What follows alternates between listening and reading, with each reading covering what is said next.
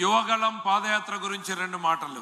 నడవలేడన్నారు, నడక మొదలు పెడితే నడవనివ్వమన్నారు. సభలు పెడతామంటే వేదిక లేకుండా చేశారు. రోడ్డు మీద మీటింగ్ పెడతామంటే రోడ్డు మీదనే అవకాశం లేకుండా చేశారు. చిన్న స్టూల్ ఎక్కి మాట్లాడితే స్టూల్ లాగేశారు. మైకులు లేకుండా చేశారు.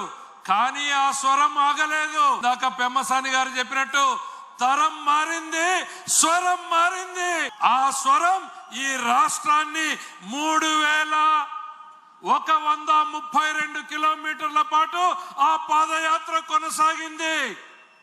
226 రోజుల పాటు పాత 11 జిల్లాలను స్పృశిస్తూ 97 శాసనసభ నియోజకవర్గాలను పలకరిస్తూ 1,50,00,000 మంది గుండె తలుపుల్ని తడుతూ బడుగులు బలహీనులు వాళ్ళ కష్టాలను కన్నీళ్లను తెలుసుకుంటూ నేనున్నాను, ఈ తెలుగుదేశం పార్టీ మీకు అండగా ఉంది, చంద్రబాబు గారి నాయకత్వంలో మీ కష్టాలను తీర్చడానికి మేము పని చేస్తాం, నేను మీ సైనికుడిగా పని చేస్తాను అంటూ ఈ రాష్ట్రానికి ఒక నమ్మకాన్ని కల్పించి నిరంకుశ పాలన మీద తొలి తిరుగుబాటు పాదయాత్ర చేసినటువంటి తెలుగు సైనికుడు, తెలుగు సేనాధిపతి మన నారా లోకేష్ గారు తన యాత్ర అనుభవాలని పుస్తక రూపంలో పొందుపరిస్తే తొలి కాపీని భారత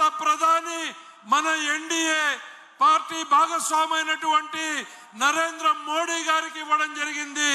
2వ ప్రతిని మన జాతీయ పార్టీ అధ్యక్షుల వారికి శ్రీ నారా చంద్రబాబు నాయుడు గారికి ఇప్పుడు పుస్తకాన్ని ఇవ్వడం జరుగుతుంది.